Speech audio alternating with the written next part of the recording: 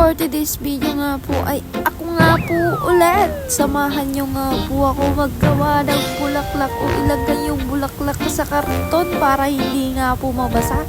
Dahil kahit bumabagyo nga po ay may nag-order.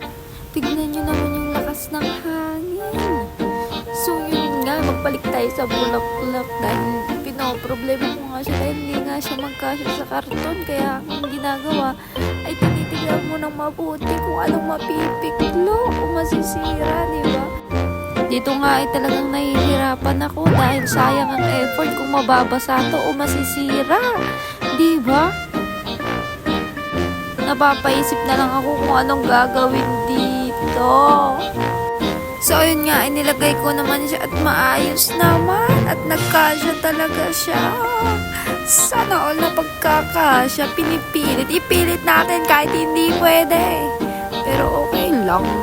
Tignan nyo naman yung tsura ko dahil sabog na sabog yan. Dahil gusto nang matulog pero kailangan pang ayusin to. Pero, hindi ko pa rin magawa ng paraan. Pero nabibiglo pa rin. Pero gagawin pa rin natin yan ng paraan dahil ako na to eh. Kaya ko na to eh. Malaki na ako. Kaya ko to. Dito nga inalagay ko na yun sa karton. So dito nga ay tignan nyo kung anong ginawa ko. Binalot na balot talaga yan para talagang parcel. Dito nga ay napaisip ako na hatiin na lang yung wrapper. Kasi nga di ba malaki para talagang parcel. Dito nga ay hinati ko na yung wrapper. Kasi nga di ba malaki nga di ba malaki. So pinagkasya ko na nga yun. Tinignan ko nga kung bagay. Sakto lang. Pero sakto naman talaga. Di ba inayos ko muna yung sa loob. Chinig ko muna kung hindi siya mapipiklo talaga. Kung ayos lang talaga. Sa noon, chinecheck kung maayos.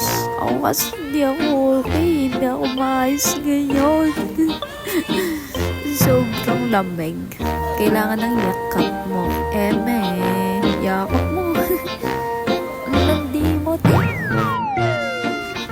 Dito nga yung ginawa ko na nga yung tape ko para i-tape na kaagad. Dahil naiinip na ako. Dito nga inumpisahan ko na lagyan ng mga scotch tape para nga hindi matanggal o mabasa yung flowers sa loob. Buti na lang inaalala ko tong flower, di ba? So inaantay ko nga lang yung kukuha ng flower dito dahil papunta na nga daw siya. Ayoko naman siyang i-deliver kasi nga ang lakas ng hangin at ambon. Ayoko naman mabasa. Wala din naman pala akong gagamitin motor, di ba?